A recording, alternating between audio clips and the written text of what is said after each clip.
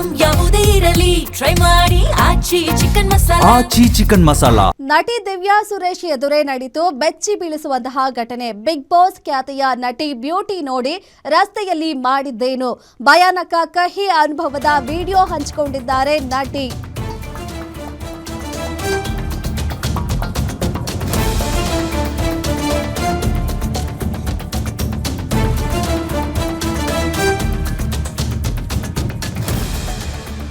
ನಟಿ ಹಾಗೂ big boss ಖ್ಯಾತಿಯ ದಿವ್ಯಾ ಸುರೇಶ್ ಎದುರು ಒಂದು ಭಯಾನಕ ವಿಡಿಯೋ ನಡೆದಿದೆ. ವಿಡಿಯೋ ಹಂಚಿಕೊಂಡಿದ್ದಾರೆ ನಟಿ, ಆಕ್ರೋಶವನ್ನ ವ್ಯಕ್ತಪಡಿಸಿದ್ದಾರೆ.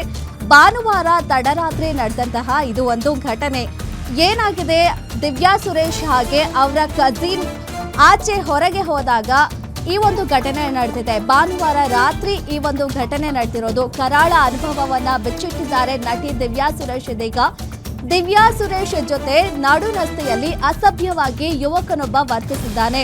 ಬಾಯ್ಗೊಂಡು ತಕ್ಷಣವೇ ಕಾರಿನೊಳಗೆ ಓಡಿ ಹೋಗಿ ಕುಳಿತಿದ್ದಾರೆ ದಿವ್ಯಾ ಅವರು. ಒಳಗಿನಿಂದ ತಕ್ಷಣ ಕಾರಿನ ಡೋರನ್ನ ಲಾಕ್ ಮಾಡಿಕೊಂಡಿದ್ದಾರೆ.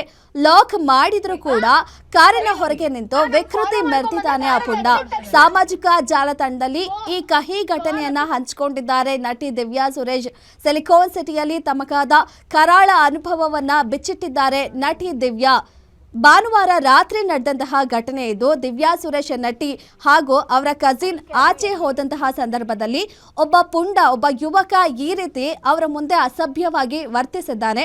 ಇನ್ನು ಆತನನ್ನ ನೋಡಿ ಭಯಗೊಂಡು ಇವರು ಕಾರ್ನೊಳಗೆ ಓಡ್ ಬಂದ್ ಕೂತಿ ಲಾಕ್ ಕೂಡ ಮಾಡ್ಕೊಂಡಿದ್ದಾರೆ. ಆದ್ರೂ ಕೂಡ ಆತ ತನ್ನ ಅಸಭ್ಯ ವರ್ತನೆಯನ್ನ ಮುಂದುವರಿಸಿದ್ದಾರೆ. ಇನ್ನು ತಮಗಾದ ಕಹಿ ಘಟನೆಯನ್ನ ಸೋಷಿಯಲ್ ಮೀಡಿಯಾದಲ್ಲಿ ಹಂಚಿಕೊಂಡಿದ್ದಾರೆ. ಸಾಮಾನ್ಯವಾಗಿ ಯಾರಿಗೆ ಹೆಣ್ಮಕ್ಳಿಗೆ ಈ ರೀತಿ ಆದ್ರೂ ಕೂಡ ಖಂಡಿತ ಭಯ ಪಟ್ಟೆ ಪಡ್ತಾರೆ.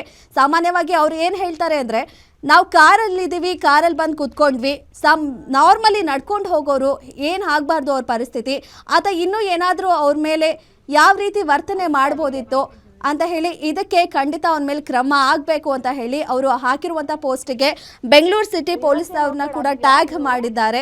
ಖಂಡಿತ ಯಾರೇ ಆಗಲಿ ಈ ರೀತಿ ಆದಂತಾಗ ಒಂದು ಕ್ರಮ ತಗೊಳ್ಳೇಬೇಕಾಗಿರುತ್ತೆ. ಆ ಥರ ಈ ರೀತಿಯ ಅನುಭವ ಆದಾಗ ಅದ್ರ ವಿರುದ್ಧ ಹೋರಾಡಲೇಬೇಕಾಗಿರುತ್ತೆ, ಮಾತಾಡಲೇಬೇಕಾಗಿರುತ್ತೆ, ಧ್ವನಿ ಏರಿಸಬೇಕಾಗಿರುತ್ತೆ. ಇದೀಗ ದಿವ್ಯಾ ಸುರೇಶ್ ಅವರು ಕೂಡ ಅದೇ ರೀತಿ ಮಾಡಿದ್ದಾರೆ. ನೋಡೋಣ ಮುಂದಕ್ಕೆ ಆತನ ಮೇಲೆ ಕ್ರಮ ತಗೊಳ್ತಾರಾ ಅಂತ ಹೇಳಿ. ವಿಡಿಯೋ ಬ್ರೋ ಸರ್ ಫಾಲೋ ಮಾಡ್ಕೊಂಡು ಬಂದ. ನಾವು ಕಾರ್ ಹತ್ತಿದ ತಕ್ಷಣ ಓಪನ್ ಮಾಡಿ ಕೈ ನೋಡಿ ನಮ್ ಫಾಲೋ ಮಾಡ್ಕೊಂಡ್ ಬಂದ. ಕಾರ್ ಹತ್ತಿದ ತಕ್ಷಣ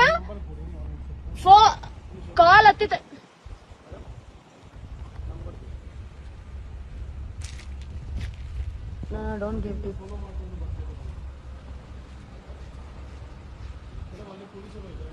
ಅದಕ್ಕೆ